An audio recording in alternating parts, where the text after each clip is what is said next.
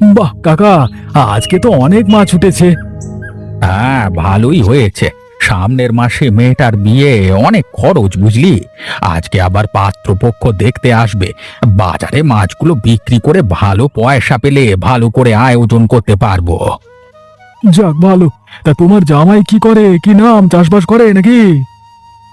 না না, শহরে একটা কেক কারখানায় কাজ করে, শহরেই থাকে। নাম সুবীর চৌধুরী।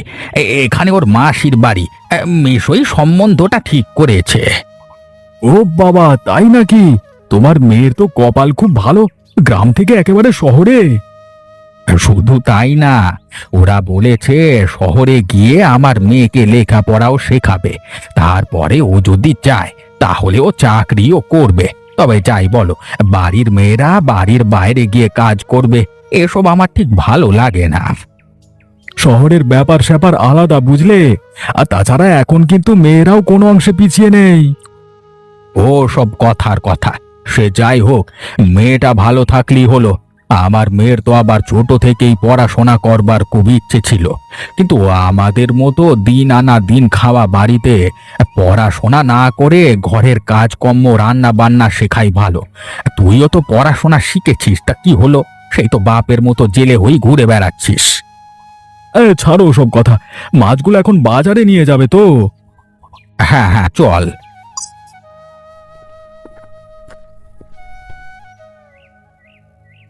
এই নে তোর ভাগের টাকাটা রাখ। না না, আজকে থাক। আর সামনে মেয়ের বিয়ে, অনেক খরচ আছে, তুমি আমার টাকাটা পরে দিও। বড় উপকার করলি রে অমল।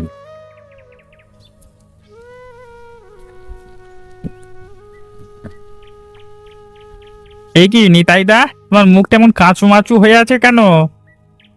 বাজার থেকে ফেরবার পথে অনেক মিষ্টি কিনেছিলাম, আরে একটা ট্রাকের ধাক্কায় সব মিষ্টি রাস্তায় পড়ে গেছে বুঝলি। আরে এতে এত দুঃখ পাওয়ার কি আছে?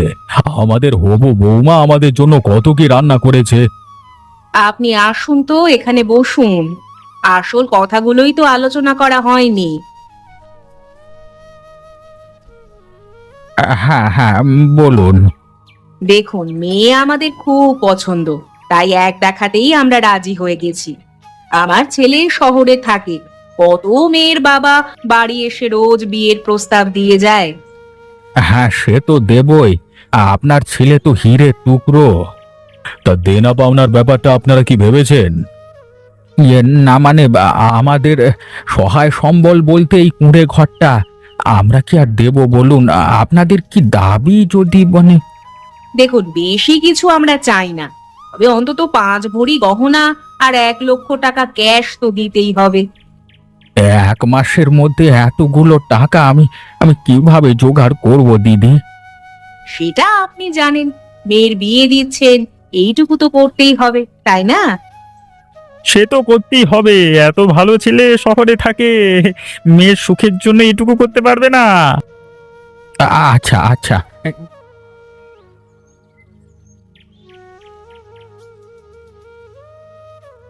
কি হয়েছে কাকা, আজকে তোমাকে এত চিন্তিত দেখাচ্ছে কেন?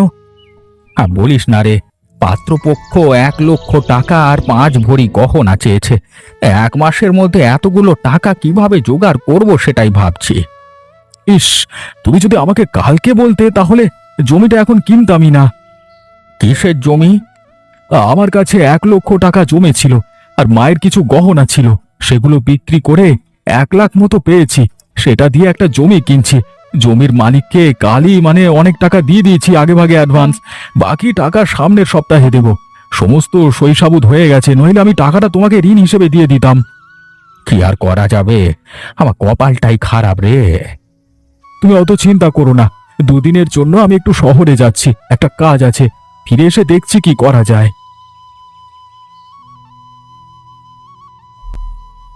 অমলের বাড়িতে ওর বুড়ি মা ছাড়া তো আর কেউ নেই। তার উপর ও দুদিন বাড়ি থাকবে না, এটাই সুযোগ। ওর বাড়ি থেকে টাকাটা চুরি করতে হবে। কিন্তু এটা কি ঠিক হবে? এখন এত কিছু ভাববার সময় নেই। আর তাছাড়া তাছাড়া অমলের বাড়িতে টাকা চুরি হলে ওর কোনো সমস্যা হওয়ার কথা না। ও যা টাকা আয় করে, মা ছেলের ভালো করেই চলে যাবে। মা, আমি বেরোচ্ছি। কোথায় যাচ্ছিস? কিছুই তো বললি না। বললাম তো শহরে যাচ্ছে, একটু কাজ আছে। বাড়িতে এতগুলো টাকা রয়েছে, তোর কি এখনই শহরে যেতে হবে? কটা দিন পরে গেলে হতো না? খুব দরকার মা, দেরি হয়ে গেলে অনেক বড় সুযোগ হাতছাড়া হয়ে যাবে। সুযোগ? কেমন সুযোগ? তুই কি বলছিস আমি তো কিছুই বুঝতে পারছি না। ওসব তুমি বুঝবে না, আমাকে আশীর্বাদ করো, আমি চললাম। সাবধানে যাস, তাড়াতাড়ি ফিরে আসিস। স্যার, আমাকে একটা সুযোগ দিন। আমি মাধ্যমিক পাশ করেছি, আরো পড়াশোনা করবার ইচ্ছে ছিল, কিন্তু বাবা চলে যাওয়ায় সেই সুযোগটা হয়নি। আমাকে শিখিয়ে দিলে আমি ঠিক কাজ শিখে যাব। কত টাকা মাইনে যাও? আমার তো কোনো অভিজ্ঞতা নেই কারখানায় কাজের, তাই কি আর বলি বলুন। কাজ করতে শুরু করো, অভিজ্ঞতা হয়ে যাবে। প্রথম 3 মাস 10,000 টাকা স্যালারি পাবে, তারপরে বাড়বে। সপ্তাহে একদিন ছুটি, ছুটির দিনে কাজ করলে এক্সট্রা টাকা পাবে। অনেক ধন্যবাদ স্যার। ঠিক আছে, সামনের মাসে 1 তারিখ থেকে চলে আসবে। আরে নিতাই কাকাও তো বলেছিল না ওনার জামাই এই কারখানাতেই কাজ করে? একবার গিয়ে খোঁজ নিয়ে দেখি তো, মেয়েটা গ্রাম ছেড়ে এত দূরে আসবে, ছেলেটা কেমন একবার তো খোঁজ নেওয়া দরকার। স্যার, আসবো? হ্যাঁ আসো। কিছু ফেলে গেছিলে নাকি? স্যার, একটা কথা জানবার ছিল। কি বলো? আপনার কারখানায় কাজ করে, মানে ছেলেটার নাম সুবীর চৌধুরী, কেমন ছেলে একটু বলবেন? আমাদের গ্রামের মেয়ের সঙ্গে ওনার বিয়ে ঠিক হয়েছে। খবরদার, ওই ওই ছেলের সঙ্গে বিয়ে দিও না।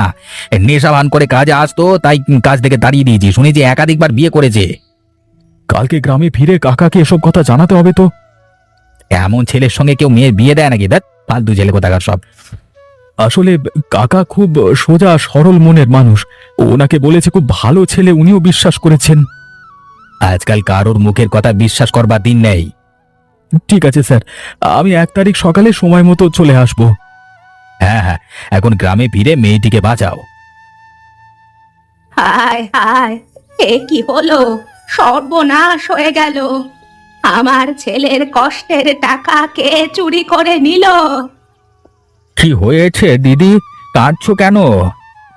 কাল রাতে একটু তাড়াতাড়ি ঘুমিয়ে পড়েছিলাম, সকালে উঠে দেখি ঘরের তালা ভাঙা। অমলের খাটের নিচে জমির জন্য টাকা ছিল, চোর সব টাকা নিয়ে পালিয়ে গেছে। সে কি কথা, তুমি কেঁদো না, অমল এসে ঠিক চোরকে খুঁজে বের করবে। কি হয়েছে মা? ঘরে চুরি হয়েছে রে, তোর কষ্টের সব টাকা চোরে নিয়ে গেছে।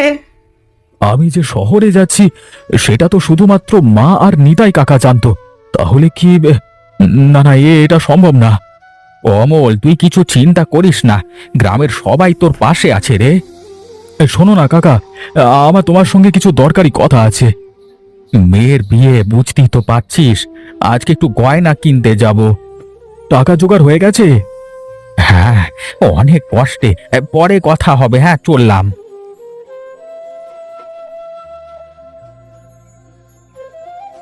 মা, সেদিন রাতে কি হয়েছিল আমাকে একটু খুলে বলো তো।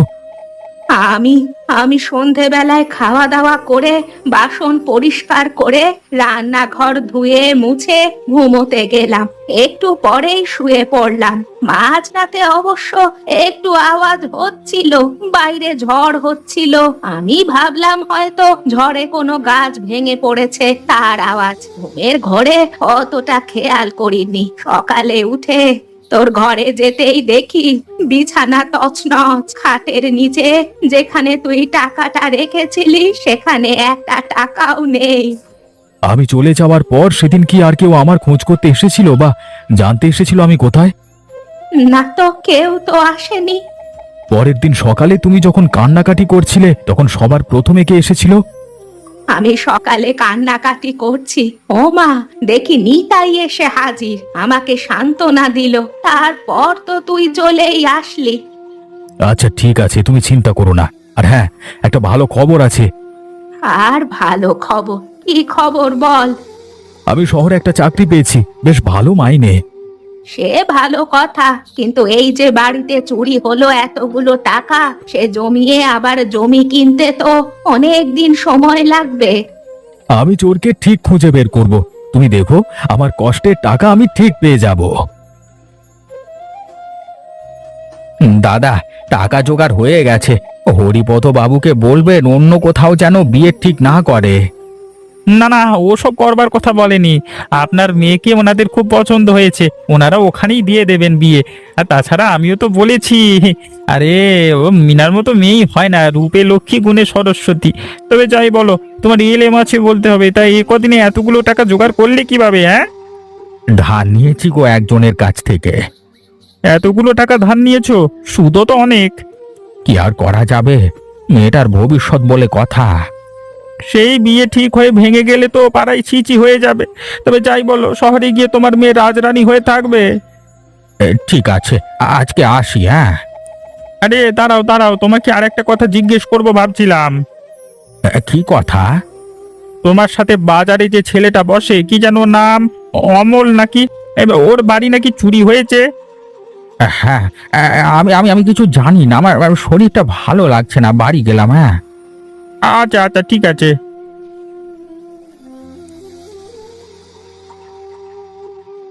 আমার কি অমলকে সবকিছু বলে দেওয়া উচিত? না না, সবাই জানতে পারলে ছি করবে। মেয়েটার যদি বিয়ে ভেঙে যায়, বিয়েটা হোক, আমি নিজেই অমলকে সব জানিয়ে দেব।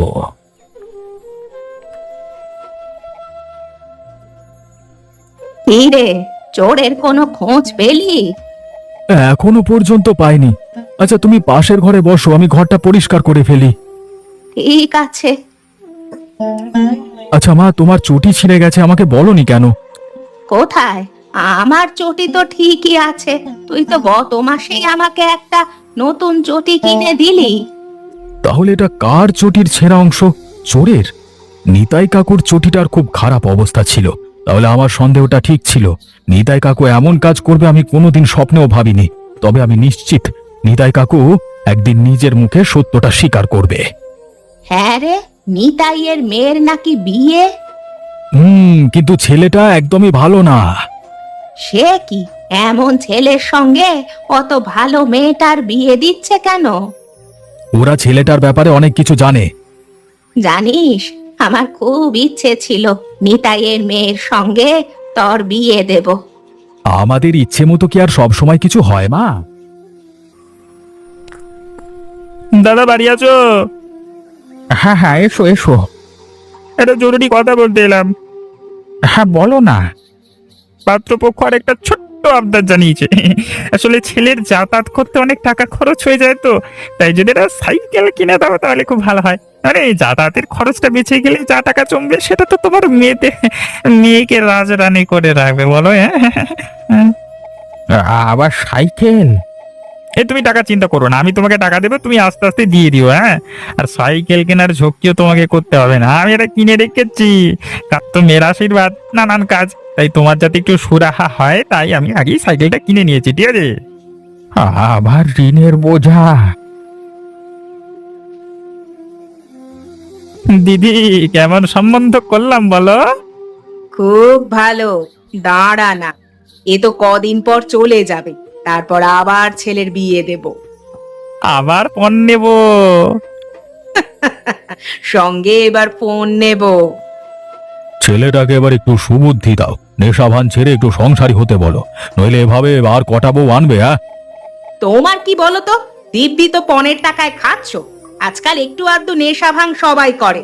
আমাদের ছেলেকে দেখতে শুনতে কত ভালো, শহরে কাজ করে বলে কথা। যা ইচ্ছে করো, আমার কথা তো কোনোদিন আর শুনলে না। শুধু বসে বসে খেয়ে গেছে। কেন শুনবো, কেন শুনবো তোমার কথা? ভাগ্যিস ছেলেটা কলকাতায় গেছিল। তোমাদের পৈতৃক জমি জমার ভাগ এই জন্মে আর পাবো বলে তো মনে হয় না। নিতাই কাকা, আমার তোমাকে কিছু বলবার আছে। খুব তাড়ায় আছি অমল, এখন আবার জামাইয়ের জন্য সাইকেলের টাকা জোগাড় করতে হবে। তুই কি বলছিলিস বল। কাকা, আমি শহরে একটা কাজ পেয়েছি। আমি যে কারখানায় কাজটা পেয়েছি, তোমার জামাই আগে সেখানে কাজ করত। আগে কাজ করতো মানে? এখনো তো করে নাকি? না, তোমার জামাইকে সেখান থেকে তাড়িয়ে দেওয়া হয়েছে। মানে সে কি কথা? হ্যাঁ, আমি একদম ঠিক বলছি। আমি কারখানার মালিকের থেকে খোঁজ নিয়েছি। ছেলেটা একদম ভালো না, নেশা করে, আগেও কয়েকবার বিয়ে হয়েছে। তুই এসব কি বলছিস? আমি তো কিছুই বুঝতে পারছি না। তোমার বিশ্বাস না হলে ছেলের মেশোকে জিজ্ঞেস করে দেখো। অমল, বাবা অমল, তাড়াতাড়ি আয়, শরীরটা আমার অস্থির অস্থির লাগছে। কি হয়েছে মা? নিতা কাকা একটু আসো না, মা অজ্ঞান হয়ে গেছে। ধর ধর, ভালো করে ধর, তোর মাকে হাসপাতালে নিয়ে যেতে হবে। সুনীল দা, ও বাড়িতে আছো? কি হয়েছে? এত ডাকাডাকি কেন? হ্যাঁ, তুমি একটা বিবাহিত নেশা ভান করা ছেলের সঙ্গে আমার মেয়ের বিয়ে সম্বন্ধ ঠিক করেছো। এসব কি কথা? কে কে কে বলেছে তোমাকে এসব কথা? মিথ্যে কথা? হ্যাঁ, সব সত্যি কথা। ও যে কারখানায় কাজ করত সেই কারখানার মালিকে কথা জানিয়েছে। ও শহরে এসব একটু হয়, আর বউটা ভালো ছিল না তাই চলে গেছে। আমি ওই ছেলের সঙ্গে আমার মেয়ের বিয়ে দেব না। দেবে না মানে? সবাই সবকিছু জেনে গেছে, এখন বলছো বিয়ে দেবে না? না, দেব না। কিন্তু আজকে তো আশীর্বাদ, আশীর্বাদের দিন বিয়ে ভেঙে দিলে সারা পাড়ার লোক চিচি করবে তো। ভালো করে ঠান্ডা মাথায় ভেবে দেখো। আমি মরে গেলেও ওই ছেলের সঙ্গে আমার মেয়ের বিয়ে দেব না। ঠিক আছে, যা ভালো বোঝো করো, তবে ভেবো না তোমার মেয়ের জন্য আমাদের ছেলে পড়ে থাকবে। আগামী মাসেই ওর ধুমধাম করে বিয়ে হবে। হ্যাঁ,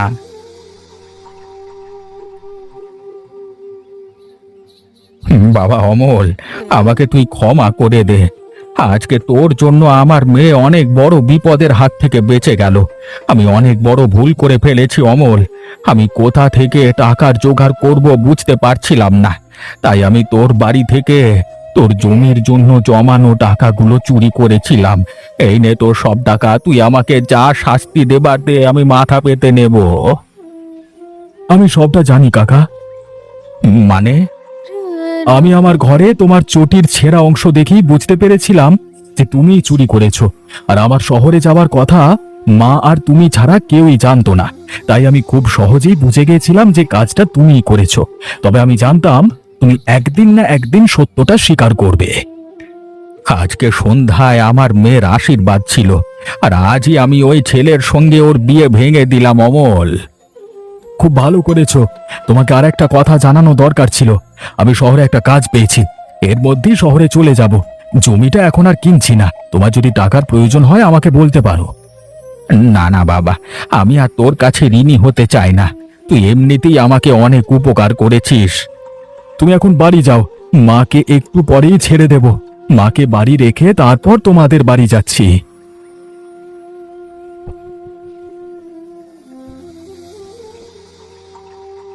কি হয়েছে? এত চিৎকার কিসের? তোমার মেয়ে আত্মহত্যা করতে যাচ্ছে, দরজা বন্ধ করে রেখেছে, দরজা খোলা যাচ্ছে না। দরজা খোল মা, দরজা খোল। আর আমার বাপের শাস্তি মেয়েটাকে দিও না। সুনীলদা বাড়ি এসে ওকে অনেক অপমান করেছে, তারপরেই ও ঘরে ঢুকে দরজা আটকে দিয়েছে। আশীর্বাদের জন্য সেজে গুজে খুব সুন্দর একটা শাড়ি পরেছিল। সুনীলদা ওকে বলল, তোর বাপের জন্য তোর বিয়ে ভেঙে দিলাম, দেখি তোকে কে বিয়ে করে। আর তারপরে কি হয়েছে নিতা কাকা? অমল, আমার মেয়েটাকে বাঁচা রে বাপ।